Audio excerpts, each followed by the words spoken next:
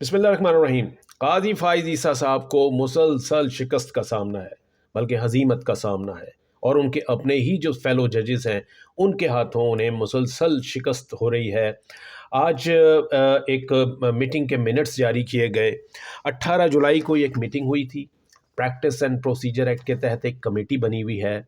जो कमेटी ये डिसाइड करती है कि कौन सा अहम मुकदमा जो कि मफाद आमा का होता है, आइनी मुकदमा होता है, उसमें कौन सा बेंच होगा और वो केस कब समाअत के लिए मुकर्रर किया जाएगा। ये काम जो है पहले चीफ जस्टिस का सवाबदीद होता था, लेकिन अब ये एक कमेटी करती है। उस कमेटी में चीफ जस्टिस शामिल हैं और 2 सीनियर जज साहिबान जो हैं वो शामिल हैं, जिनमें जस्टिस मंसूर अली शाह और जस्टिस मुनीब अख्तर शामिल हैं। ये 3 अफराद की कमेटी है, 3 जज साहिबान की, जो ये डिसाइड करती है कि कौन सा केस किस बेंच के आगे कब लगना है। अब सूरत-ए-हाल ये देखिए कि हुकूमत ने मखसूस नशस्तों वाले केस में नज़र षानी अपील दायर की हुई है। उसके साथ उन्होंने स्टे आर्डर मांगा हुआ है और साथ ही ये भी कहा हुआ है कि इसकी जल्द समाअत की जाए, उसके लिए अलहदा से एक दरख्वास्त जो है वो दी हुई है नज़र षानी केस में। यानी वो जो मखसूस नशस्तों का फ़ैसला आया, जिसे फिर फुल कोर्ट ने सुना था और उसमें 8 जज साहिबान ने पीटीआई के हक़ में फ़ैसला दे दिया था। अब उसकी नज़र षानी के लिए वो जो है उस कमेटी के पास गया। कमेटी का 18 तारीख को इजलास हुआ। 18 तारीख को उस इजलास के जो मिनट्स थे वो ये जारी हुए हैं और इस मिनट्स बड़े इंटरेस्टिंग हैं। इस मिनट्स के मुताबिक ये कहा जा रहा है कि काजी साहब को यानी इस मीटिंग के फ़ैसले करने में उन्हें शिकस्त हुई, क्योंकि उनके जो दोनों बाकी अरकान जज साहिबान थे, जस्टिस मुनीब अख्तर और जस्टिस मंसूर अली शाह, उन दोनों ने काजी साहब की राय से इख्तलाफ किया। काजी साहब ये चाह रहे थे कि ये हुकूमती नज़र षानी जो है ये फ़ौरी तौर पर इसकी समाअत हो जाए, लेकिन जो दीगर 2 जज साहिबान थे उन्होंने कहा जनाब रूल्स ये कहते हैं कि ये नज़र षानी वही जज साहिबान सुनेंगे, 13 जज साहिबान जिन्होंने के असल केस सुना था। अब उन 13 जज साहिबान में से 1 या 2 जजेस जो हैं वो इस वक्त दस्तयाब नहीं हैं। जस्टिस आयशा मलिक जो है वो मुल्क से बाहर हैं, इसलिए 13 जज मुकम्मल नहीं हो सकते। इसलिए जब तक जजेस मुकम्मल ना हो जाएं और गर्मियों की तातीलात ख़त्म ना हों, उस वक्त तक इस केस को नहीं सुना जा सकता। दूसरा उन्होंने ऑब्जेक्शन ये लगाया कि अभी इस केस में तहरीरी फ़ैसला, तफसीली फ़ैसला जारी नहीं हुआ है, जिसमें कि वजूहात बताई जाती हैं। तो पहले तफसीली फ़ैसला आने दें, उसके बाद जो है ये केस लगाया जाएगा, क्योंकि रिवायत यही है और कानून यही कहता है। तो इस बुनियाद पर अब 2 जज साहिबान ने जब ये कह दिया तो अक्सरियती फ़ैसला ये हो गया कि ये जो है हुकूमती दरख्वास्त जो है ये फ़ौरी नहीं सुनी जाएगी। ये हुकूमत की जो ख्वाहिश है कि इसकी फ़ौरी समाअत हो, हुकूमत की जो दरख्वास्त है उसको मुस्तरद कर दिया गया। और अब ये जो गर्मियों की तातीलात हैं, यानी गर्मियों की जो छुट्टियां हैं, उसके बाद जब तमाम जज असेंबल होंगे, दस्तयाब होंगे, तो फिर इस केस की समाअत हो सकेगी। एक तो ये बड़ा फ़ैसला हो गया।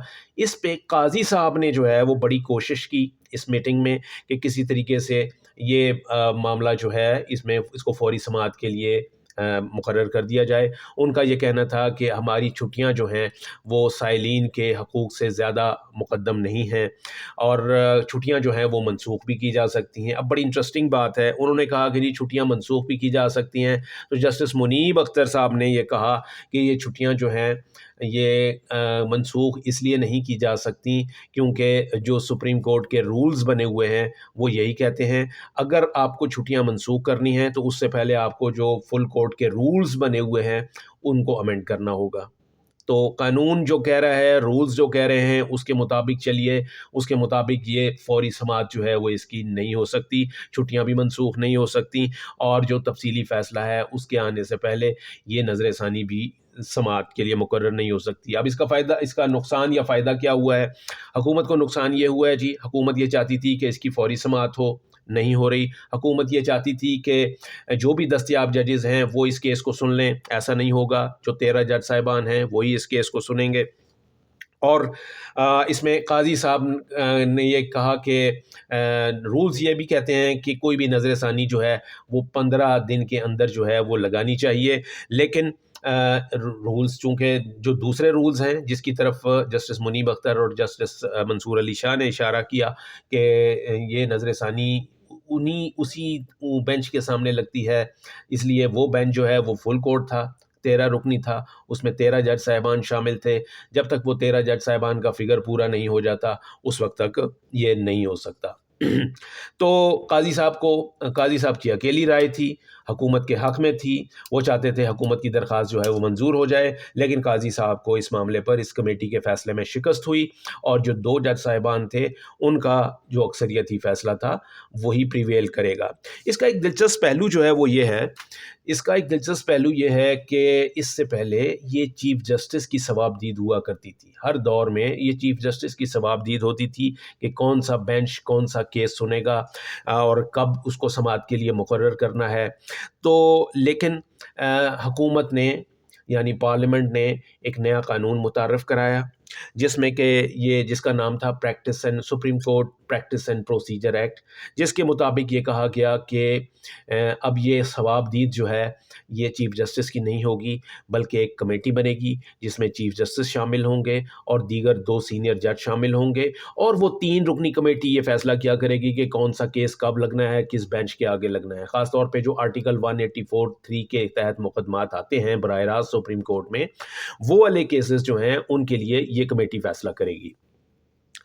اس وقت جب یہ رول بن رہے تھے اور جب یہ قانون بن رہا تھا بلکہ بن چکا تھا، تو جسٹس قاضی فائزی اس رول کے اوپر جو ہے جب تک یہ انفورس نہیں ہو گیا تو جسٹس قاضی فائز عیسیٰ جو تھے وہ اس قانون کے لیے بہت انہوں نے کوشش کی کہ یہ قانون آ جائے. وہ خود یہ چاہتے تھے، وہ کہتے تھے کہ جی یہ چیف جسٹس کی ثوابدید نہیں ہونی چاہیے، یہ تین ججوں کی جو کمیٹی ہے اس کو یہ فیصلہ کرنا چاہیے تھا.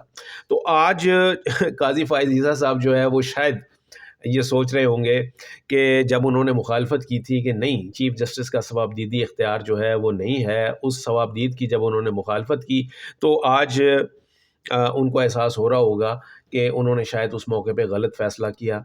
اور جب انہوں نے نئے قانون کی حمایت کی اور supreme court practice and procedure act متعارف کرانے کے لیے حکومت کے ساتھ مل کے ایک نیا قانون متعارف کرایا، تو پھر یہ ہوا جو آج ہو رہا ہے. یعنی وہ چاہتے ہیں کہ کیس جو ہے وہ لگے، لیکن کمیٹی کے جو 2 ارکان ہیں وہ ان کے ساتھ نہیں ہیں. اور یہ قاضی صاحب کے لیے مطلب یہ بڑی تھوڑا سا جسے کہتے ہیں نا کہ ایک وہ ان کے لیے ڈس اپوائنٹنگ ہے کہ ان کے اپنے ساتھی جج صاحبان جو ہیں وہ ان سے فیصلوں میں اختلاف کر رہے ہیں، چاہے وہ بینچ کے فیصلے ہوں، چاہے وہ کمیٹی کے فیصلے ہوں، اور چاہے وہ کوئی انتظامی امور سے متعلق فیصلے ہوں. اس میں قاضی صاحب کو بھرپور جو ہے وہ مزاحمت کا سامنا ہے. تمام جو ججوں کی اکثریت ہے اس وقت سپریم کورٹ میں واضح ڈیوائڈ ہے. ججوں کی جو اکثریت ہے وہ ہمیں نظر آ رہی ہے کہ وہ قاضی فائز عیسیٰ صاحب کے ساتھ نہیں ہے.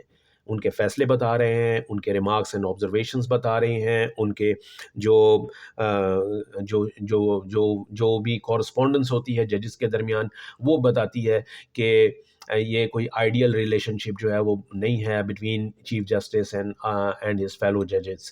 تو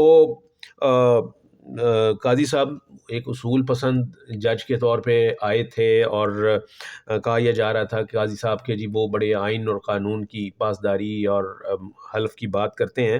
لیکن کیا وجہ ہے کہ قاضی صاحب اگر یہ اصول پسندی کی بات کر رہے ہیں، وہ یہ کہتے ہیں کہ جی ہر کام آئین و قانون کے مطابق اور رولز کے مطابق ہونا ہے، تو پھر مخالفت کیوں ہو رہی ہے؟ اکثریت مخالفت کیوں کر رہی ہے؟ کیا صرف قاضی صاحب جو ہیں وہ آئین کے علمبردار ہیں، آئین کی پاسدار ہیں، اور باقی جو جج صاحبان ہیں ان کی جو جوڈیشل وزڈم ہے وہ اس کی کوئی اہمیت نہیں ہے؟ یہ سوچنا ہوگا.